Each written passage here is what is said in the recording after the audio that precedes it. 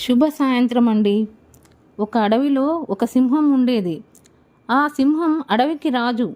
ఆ సింహం అడవిలో జంతువులను వెంటాడి వేటాడి తినేది. ఇలా అయితే కాదు, మృగరాజు వేటకు రోజుకు 3-4 జంతువులు బలవుతున్నాయి అని ఒకరోజు అడవిలోని జంతువులన్నీ కూడా సమావేశాన్ని ఏర్పరచుకున్నాయి. ఇలా మృగరాజు కాకుండా మనమే రోజొక జంతువును మృగరాజు గుహకు పంపిద్దాము. అప్పుడైతే ఇలా 3-4 జంతువులు బలి కాకుండా రోజుకొక జంతువే బలవుతుంది అని వంతులు వేసుకుందామని నిర్ణయించుకున్నాయి.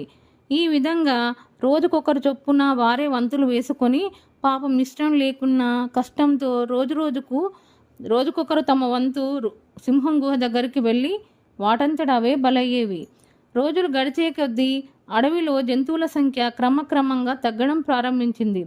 నిన్న మొన్న చూసిన కుందేలు, జింక, ఏనుగు ఇలా ఒకటేమిటి వందల కొద్దీ మాయమయ్యేసరికి జంతువులకు తమ వంతు వస్తుందేమోనని దిగులు పట్టుకుంది. ఇంతలో ఒకరోజు నక్క వంతు వచ్చింది. నక్క మిగతా జంతువులతో, మీరంతా తెలివి లేకుండా మీరంతట మీరే సింహానికి బలవుతున్నారు, నేను తెలివితో తప్పించుకొని వస్తాను చూడండి అంటూ సింహం దగ్గరికి బయలుదేరింది. ఏదో భయపడి పరుగుతూ వస్తున్నట్టు ఆయాసపడుతూ మృగరాజా మృగరాజా అంటూ అరిచింది. వెంటనే సింహం ఏం జరిగింది, ఎందుకలా రొప్పుతున్నావు అంటూ గర్జించింది. దానికి నక్క, అయ్యో మృగరాజా, నేను చాలా భయపడిపోయాను. అక్కడ అచ్చం మీలాగే ఉండి మీకంటే బలశాలి, మీకంటే ధైర్యశాలి అయిన ఒక సింహాన్ని చూశాను. అది నేనే అడవికి రాజుని అంటుంది. అది మీరే అనుకొని ముందు నేను దాని దగ్గరికి పోయాను. కానీ అది గర్జించిన తీరు చూసి మీరు కాదనుకోను ఇదిగో ఇలా మీ గుహ వైపుకు పరిగెత్తుకొచ్చాను అని చెప్పింది. అప్పుడు వెంటనే సింహం పట్టరాని కోపంతో, అవునా, నాలా ఉందా, నాకంటే బలమైందా, ఎక్కడ ఉంది, ఏది చూపించు అని నక్కను గదమాయించింది. పదండి రాజా, అక్కడ బావి దగ్గర చూశాను అంటూ నక్క సింహాన్ని తోడుకొని బావి దగ్గరకు తీసుకెళ్ళింది.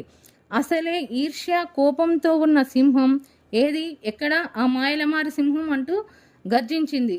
అప్పుడు నక్క, అదిగో రాజా అంటూ బావిలో ఉంది చూడండి అంది. వెంటనే సింహం బావిలో చూసేసరికి నిజంగానే తనలాగా ఉన్న సింహం రూపం నీళ్లలో కనిపించింది. సింహం కోపంతో దాని మీదకి ఒక్క కాలుతో పంజా విసిరబోయింది. నీళ్లలో ఉన్న సింహం కూడా అలాగే ఒక కాలుతో పంజా విసిరింది. సేమ్ అలాగే చేసేసరికి ఇక సింహం వల్ల కాలేదు. మాయల మరి నాపైనే పంజా విసురుతావా, నిన్ను చూడు ఏం చేస్తాను అంటూ ఒక్క ఉదుటున బావిలోకి దూకింది.